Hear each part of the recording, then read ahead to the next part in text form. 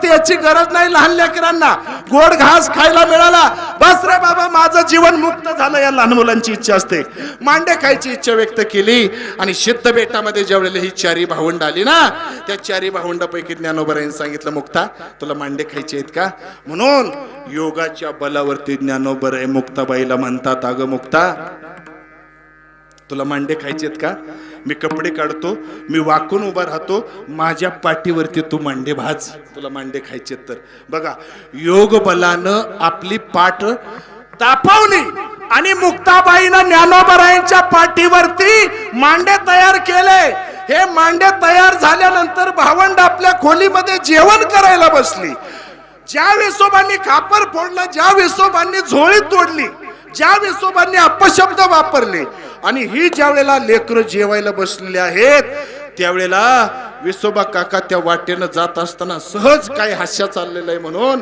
त्या घरामध्ये डोकावून पाहिलं तर ही भावंड मांडे खातायत मांडे आता ते मांडे म्हणजे काय असतील महाराज काय सांगावं तुम्हाला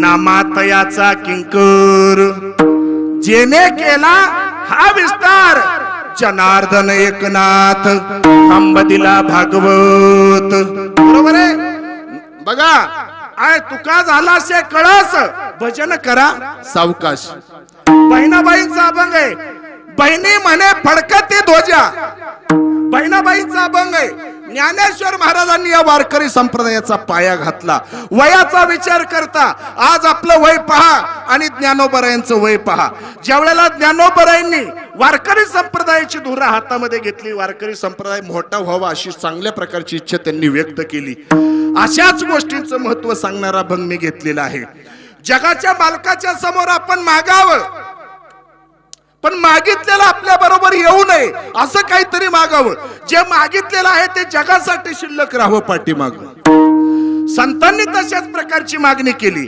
जगासाठी पाठीमाग काहीतरी शिल्लक राहावं असा थोर असणारा परमार्थ तुकोबरायांनी मागून घेतला हे चिदान देगा देवा तुझा विसर न व्हावा विसर होऊ नये का विसर होऊ नये तर या जगामध्ये आपल्याला जन्माला घालणारा तोच भगवान परमात्मा आहे आपल्याला बोलायला लावणारा तोच भगवान परमात्मा आहे परमार्थ करायला लावणारा तोच भगवान परमात्मा आहे परवा मला एकानं विचारलं मग घातलेली माळ काढायला लावणारा कोण आहे मला सांगावं लागलं तो सुद्धा आपलाच दोष आहे विठ्ठल विठ्ठल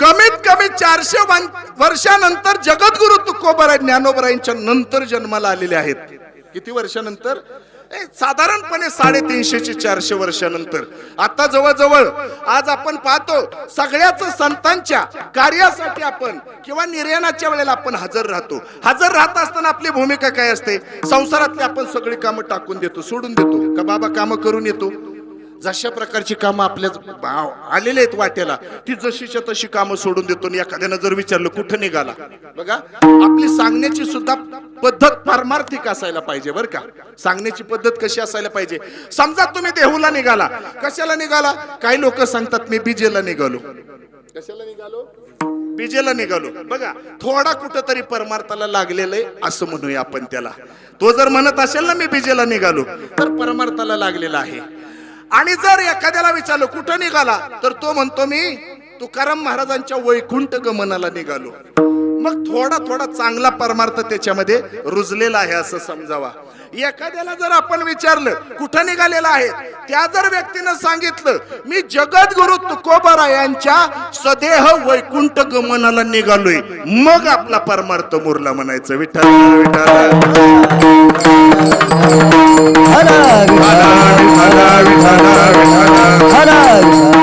ज्ञानोबरायांचा हा 16 कार्तिकी वारी कार्तिक वद्य त्रयोदशीला म्हणजे उद्या ज्ञानोबरायांचा संजीवन समाधी सोहळा आहे आणि या संजीवन समाधी सोहळ्यासाठी महाराष्ट्रातून नवे कर्नाटक नवे अनेक राज्यातून लोक या महाराष्ट्र भूमीमध्ये येतात कारण का ही महाराष्ट्र भूमी संतांची भूमी आहे आणि या संतांच्या विचारातून सगळ्या जगतामध्ये हे विचार वेगवेगळ्या भाषेतून प्रसारित झालेले, जगामध्ये त्यांचे विचार प्रसिद्ध झालेले आहेत. आणि मग संतांनी कधी संकुचित विचार केला नाही. संतांनी जगाचा विचार केला. हे विश्वाची माझे ऐशी मती जयाची किंबहुना चराचर आपणची झाला. संतांचे विचार आहेत. आता विश्वात्मके देवे कोणाचे उद्गार आहेत? ज्ञानोबरायांचे उद्गार आहेत.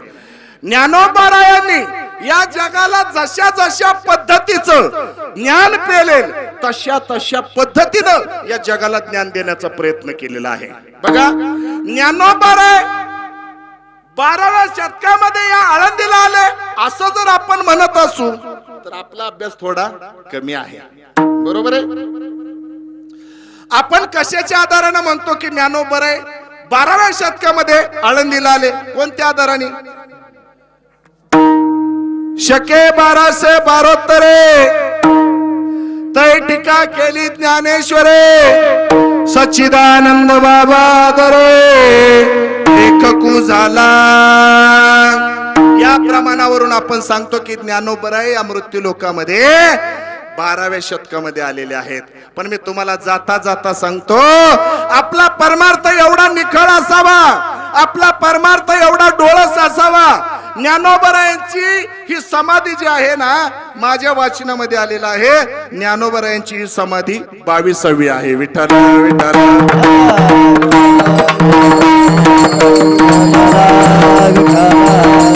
एक प्रमाण मी सांगतो तुम्हाला, एकच प्रमाण सांगतो आणि मग आपल्याला अभंगाकडे वळायचं आहे. आळंदी हे गाव पुण्यभूमी ठाव, दैवताचे नाव सिद्धेश्वर. बरोबर आहे. म्हणजे आळंदी गावामध्ये पहिल्यांदा कोण आलेला आहे? भगवान शंकर, आदिनाथ गुरुजींना आपण म्हणतो. कोण आलेले आहेत? भगवान शंकराच्या नंतर दक्ष प्रजापती आले. अगस्ती सारख्यांनी, महान महान अगस्ती सारख्यांनी या ठिकाणी तप केलं. भगवान परमात्मा या ठिकाणी येऊन, बघा, नामदेव महाराज ज्या वेळेला उद्याचा दिवस आहे पांडुरंग परमात्म्याचा, शुद्ध एकादशीच्या नंतर पांडुरंग परमात्म्याचा रथ कोणाच्या भेटीसाठी आलेला आहे? कोणाच्या? ज्ञानोबरायांच्या भेटीसाठी आलेले. कशावरून? नामा म्हणे देवा चला तया ठाया. बरोबर आहे. विश्रांती घ्यावया कल्पवरी. ऐका बर का, नामदेव महाराजांच्या प्रमाणानुसार भगवान परमात्म्याचं आणि ज्ञानोबरायांचं काय जवळचं नातं आहे हे सहज आपल्या लक्षामध्ये येतं. नवे नवे ज्ञानोबराय आणि भगवान परमात्मा हे वेगळे नाहीत. भगवान परमात्मा तोच ज्ञानोबर आहे, तेच ज्ञानोबर आहे, आणि जे ज्ञानोबर आहे तोच भगवान परमात्मा. उजवे वाम भाग तुका म्हणे एकच अंग. आपण तशा प्रकारचा भेद करायचं काही कारण नाही. आणि ज्या वेळेला भगवान परमात्मा या मृत्यू लोकामध्ये कृतयुगापासून ते आज कलियुगापर्यंत विचार करत असताना भगवान परमात्म्याची भूमिका काय आहे तुम्हाला सांगतो. बघा, या आळंदी क्षेत्राला 4 युगामध्ये 4 प्रकारची नावं आहेत. 4 युगामध्ये 4 प्रकारची नावं आहेत. आणि कलियुगामध्ये त्याला नाव दिलेलं आहे अलंकापूर.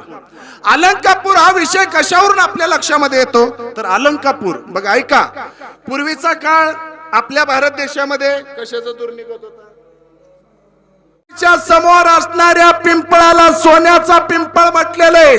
मग सोनं लोकांना प्रिय असतं. त्या लोकांनी त्या पिंपळाच्या झाडाला एकही पान ठेवायला नको होतं. सोनं हे प्रतीक आहे. आपल्या जीवनाचं सोनं, आपल्या जीवनाचं उच्चाटन, आपल्या जीवनाची प्रगती करणार जे पान आहे, जे झाड आहे, त्याला प्रतिकात्मक पद्धतीनं काय म्हटलेलं आहे? केलं की नाही आपल्या जीवनाचं सोनं? केलं की नाही मला सांगा. कशानं सोनं झालं? कशानं सोनं झालं असतं आजी मला सांगा. त्यांची एवढी जर ख्याती नसती तर आज आपण अगदी जालना परभणी तिकडून आलो असतो का? इथपर्यंत आलो असतो का? मला सांगा. आज एवढी ख्याती आहे. तो पिंपळ जो उगवलेला आहे, तो पिंपळ सुद्धा ज्ञानोबरायांच्याच दारामध्ये उगवलेला आहे. आणि त्याच पिंपळाला सोन्याचं पिंपळ म्हटलेलं आहे. बरोबर आहे की नाही? मग एवढा पिंपळाचा अधिकार आहे आता दुसरं एक झाड आहे, त्याच दरबारामध्ये नांदत असणारा जे झाड आहे ते आजान वृक्षाचं झाड आहे. बरोबर आहे की नाही? आजान वृक्षाची कथा तुम्हाला सर्वांना माहिती आहे. नाथांच्या स्वप्नामध्ये ज्ञानोबा गेले आणि जिथं समाधी घेतलेली त्या कंठामध्ये ज्यावेळेला आजान वृक्षाची मुळी रुतली त्यावेळेला स्वतः पैठणून नाथ महाराज आले आणि आल्यानंतर ज्ञानोबांच्या कंठाला लागलेली ती मुळी काढली. हो, कोणाच्याही स्वप्नात येत नाही. तू आपल्या स्वप्नात आलेत का कधी? बरं जाऊ दे, नाही आले तर नाही आले. पुढच्या प्रश्नाचं उत्तर द्या, येतील का?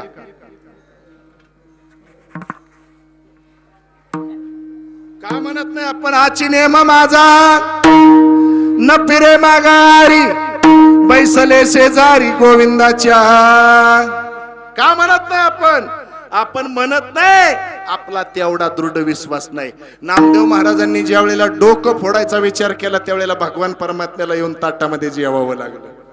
आपण कधी करतोय का डोकं फोडायचा विचार? करतोय, पण कुणाचं? शेजाऱ्याचं. विठ्ठल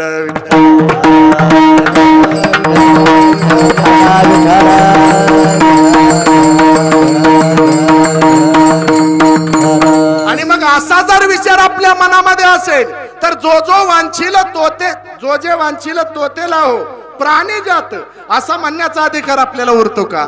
असं म्हणण्याचा अधिकार उरत नाही. म्हणून मी तुम्हाला सांगतो बरं का, बघा भगवान परमात्म्याचं चिंतन करण्यासाठी काय करावं लागतं? ऐकाच गड्यांनो, ए मृदंगाचारी ऐकाच बरं का, त्याच्यासाठी आपल्याला एकरूप व्हावं लागतं. लोपदले नादे लागले समाधी, मूढ जन नर नारी लोकारे, मूढ जन नर नारी लोकारे, पंडित ज्ञानी योग्य महानुभाव,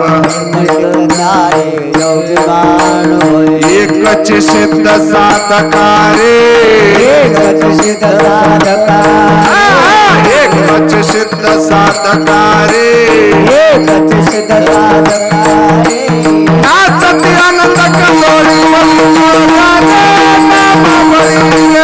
नाचती आनंद कलोळी नाचतानंद कळली मावळी, नाचतानंद कळली काळावरी गातली कासो,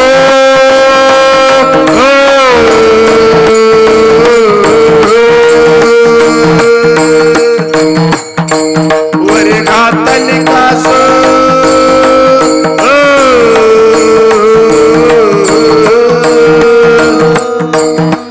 कळकाळावरी गातली कासो, कळकाळावरी गातली कास, एक एकाहुनी बळी रे, एक एकाहुनी बळी रे, एक एकाहुनी बळी रे, एक एकाहुनी बळी रे, नाचती आनंद कल्लोळ पवित्र गाणे नामावळी रे, नाचती आनंद कल्लोळ पवित्र गाणे नामावळी रे, नाचतानंद कळली गाणे नामावळी रे, नाचतानंद कळली गाणे नामावळी.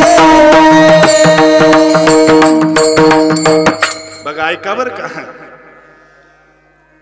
काय अवस्था व्हावी लागते त्यावेळेला परमार्थ आपला कसून निघत असतो.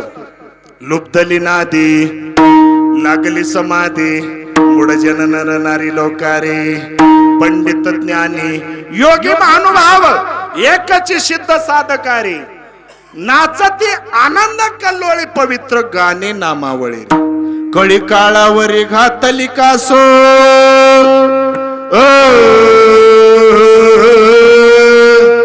कळी काळावरी घातली कास, एक एकाहुनी बळी रे, एक एकाहुनी बळी रे, नाचती आनंद कल्लोळी पवित्र गाणे नामावळी रे. त्याच संतांनी आपल्याला अशा प्रकारचं ज्ञान दिलेलं आहे. त्याच रंगामध्ये आपण तशाच पद्धतीनं नाचलं पाहिजे, तशाच पद्धतीनं गाजलं पाहिजे, तर भगवान परमात्मा आपल्याकडे पाहतो, तर भगवान परमात्मा आपला दास होतो. जगद्गुरु तुकोबरायांनी विचार केला, आपल्या जीवनामध्ये जर परमार्थ करायचा असेल तर या देहाचा विचार करून चालणार नाही. या देहाचा जर आपण विचार केला, नामदेव महाराज सांगतात, देह जावा त्वारा हो, पांडुरंगे दृढ भाऊ, चरण न सोडे सर्वता, आन तुझे पंढरीनाथा. कित्येक उदाहरणं आपल्याला सांगता येतील. संतांना वारीला जाता आला नाही, या संतांचा ध्यास लक्षात घेऊन भगवान परमात्मा तिथपर्यंत आल्याने संतांची वारी पूर्ण केली. देवाचं कार्य तेच आहे आणि संतांचं कार्य सुद्धा तेच आहे. देवांचं कार्य काय? चांगल्यासाठी येतात देव का वाईटासाठी येतात? हो सांगा की लवकर, बोला की. देव या मृत्यू लोकांमध्ये चांगल्यासाठी येतात का वाईटासाठी येतात? तर त्याचं उत्तर आहे देव चांगल्यासाठी येतात आणि वाईटासाठी सुद्धा येतात. संत कोणासाठी येतात? संत सुद्धा चांगल्यासाठी येतात आणि वाईटासाठी सुद्धा येतात. बघा, दोघांचं राहण्याचं ठिकाण कोणतं आहे? संतांचंही राहण्याचं ठिकाण वैकुंठ आहे आणि देवाचंही राहण्याचं ठिकाण वैकुंठ आहे. आम्ही वैकुंठवासी आलो याची कारण अशी, बोलिले जे ऋषी साच भावे वर्ताया. बरोबर आहे.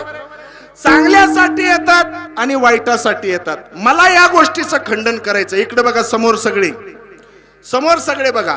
आपण इथं कशाला आला? वारीला आलो. आणि आता इथं कशाला आला? 7 ते 9 कीर्तन ऐकायला. बरोबर आहे. कुणाचं? जे महाराज आहेत त्यांचा परिचय नाही, पण महाराजांचं कीर्तन ऐकायला आलो. महाराजांनी सांगायचं आणि तुम्ही ऐकायचं. बरोबर आहे की नाही? हा, आता माझं म्हणणं इथं असं आहे, भगवान परमात्माने संत चांगल्यासाठी आले, वाईटासाठी आले. इथं हात वरती करून सांगा कोण कोण चांगले आहेत. हात वरती करा. हात वरती करा कोण कोण चांगले आहेत. एकनही हात वरती केलं नाही म्हणजे तुम्ही चांगले नाही. म्हणजे मला तरी आता तात्पुरता अर्थ लावायला काय अडचण नाही. बर, वाईट कोण कोण आहेत? हात वरती करा. एकाचाही हात वरती नाही म्हणजे इथं आलेली लोक चांगली नाहीत आणि वाईटही नाहीत असा मी अर्थ काढायचा का? अजिबात नाही. ऐका पुढं. ज्या अर्थी तुम्ही आळंदीला आला, ज्या अर्थी तुम्ही हरिपाठ करता, ज्या अर्थी तुम्ही भजन करता, ज्या अर्थी तुम्ही कीर्तन ऐकता, ज्या अर्थी तुम्ही अन्नदान करता, ज्या अर्थी तुम्ही वारकरी शिक्षण संस्थेला मदत करता, त्या अर्थी तुम्ही बोला की त्या अर्थी तुम्ही. मग घोटाळा कुठे झाला? सांगू का तुम्हाला? तुम्ही चांगलेच आहात पण बिघडलाय कुठं? वय वर्ष 55 असताना सुद्धा 60चं तिकीट मिळावं म्हणून वय बदलून घेतलं. इथं घोटाळा झाला. विठाला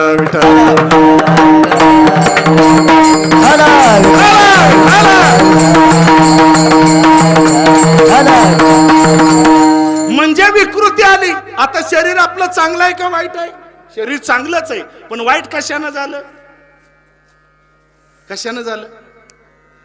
विकृती त्याच्या जीवनामध्ये आल्या. बरोबर आहे की नाही? वाईट गुण त्याच्या संगतीला आले म्हणून आपलं जीवन या शरीराच्या माध्यमातून कसं झालं? वाईट झालं. ज्यांच्या जवळ चांगुलपणा आहे त्यांनी स्वतः कधी म्हटलं नाहीत आम्ही चांगले आहोत. जे चांगलं आहे जगामध्ये त्यांचं मनोमन त्यांनी चांगुलपणानं वर्णन केलं, स्तुती केली. त्यांना वाटलं की खरोखर जे चांगलं आहे त्याचं काय करावं? गुणगान करावं. आजच्या काळामध्ये काय झालंय सांगू का तुम्हाला? चांगल्याचं गुणगान आहे का? प्रमाण देऊन सांगतो बर का. ऐका कलीचे मैमान, असत्य सिरिजले जन, पापा देती अनुमोदन, करती हेळन संतांचे. कोणाला किंमत आहे जगामध्ये सांगा? कोणाला किंमत आहे? चांगल्याला का वाईटाला? आज वाईटाला डोक्यावर घेतलं जातं. टिकतं चांगलं हा भाग नंतरच आहे पण चांगल्याच्या जीवनामध्ये चांगल्याला इतके वाईट दिवस आले त्याचं एक जिवंत उदाहरण सांगतो तुम्हाला. ऐका बरं का. मग अभंगाकडे येतो. त्याच निमित्तानं मला अभंग सोडवायचंय. आता मी या पद्धतीने का जातो ते त्यांच्यात माझ्यात फक्त जमलेलं आहे, झालेलं आहे म्हणून मी तुम्हाला सांगतो. या पद्धतीने मला जायचं. इकडून यायच्या ऐवजी मी इकडून जाण्याचा प्रयत्न करतो. ज्ञानोबरायांच्या मूर्तीला पाहिलं, एकही विकृती आज आपल्या मनामध्ये निर्माण होत नाही. पण तो काळ होता का त्यांचा तसा? तो काळ त्यांचा तसा नव्हता. कशामुळं? बघा, ज्ञानोबरायांचे आई वडील विठ्ठलपंत आणि रुक्मिणी यांनी संन्यास आश्रम स्वीकारला होता पण संसार वाढावा म्हणून पुन्हा गृहस्थ आश्रम त्यांनी स्वीकारला. त्या काळामध्ये असं कृत्य करणं धर्म मार्तंडाच्या दृष्टीनं अतिशय चुकीचं होतं आणि त्याला चांगल्या प्रकारचा न्याय दिला जायचा, म्हणजे पीडा केली जायची. न्याय देणं धर्म मार्तंडा करून म्हणजे काय केलं जायचं, त्याला शिक्षा असायची. मग काय झाली शिक्षा सर्वांना माहिती आहे, काय झाली? देहांत प्रायचित्ताची शिक्षा झाली. बरोबर आहे. लहान लहान बालक या सिद्ध बेटामध्ये खेळत होती आणि लहान लहान बालक या सिद्ध बेटामध्ये खेळत असताना या धर्म मार्तंडानं आमचाच फक्त या धर्मावरती अधिकार आहे असा मनसुबा मनामध्ये तयार ठेवून ज्यांनी या विष्णूच्या रूपानं या मृत्यू लोकांमध्ये अवतार कार्य सुरू केलं त्यांना सुद्धा छळण्यासाठी कमी केलं नाही महाराज. महाविष्णूचा अवतार सखा माझा ज्ञानेश्वर. बघा, या ज्ञानेश्वराचा अधिकार आहे. महाविष्णूचा अवतार. पंढरीवरून भगवान परमात्मा येतो, पण तुम्ही ऐकलं असेल किंवा नसेल मला माहित नाही, पण तो 2 हातानं कधी ज्ञानोबरायांची सेवा करायला येत नाही, तर चतुर्भुज रूपामध्ये येतो. तो महाविष्णूचा अवतार. विष्णू किती हात आहेत विष्णूला? 4 हात आहेत. चतुर्भुज रूपाने येऊन इथं ज्ञानोबरायांची सेवा करतो. पोरकी झालेली लेकरं त्या सिद्ध बेटामध्ये सैरा वैरा फिरत होती. एक प्रसंग सांगतो, नंतरचे प्रसंग मी पुन्हा सांगतो. बालकांना आधार उरला नाही, बालकांना माया उरली नाही. बालकांच्या डोक्यावरती असणारं छत्र निघून गेलं. आई वडील राहिले नाहीत आणि लहान बालकांच्या जीवनामध्ये कोवळ्या वयामध्ये ज्यावेळेला आई वडील निघून जातात ना, जगामध्ये त्यांना आधार देणारं या जगात कोणच उरत नाही. असे विठ्ठलपंत आणि रुक्मिणी माता त्यांच्या निघून गेल्यानंतर सैरा वैरा फिरत होती. सैरा वैरा फिरत असताना ज्ञानोबरायांना सांगितलं मुक्ताईनं, दादा अरे भूक लागली रे, काहीतरी घेऊन ये रे, आळंदीमध्ये जाऊन मागून आण रे काहीतरी भिक्षा.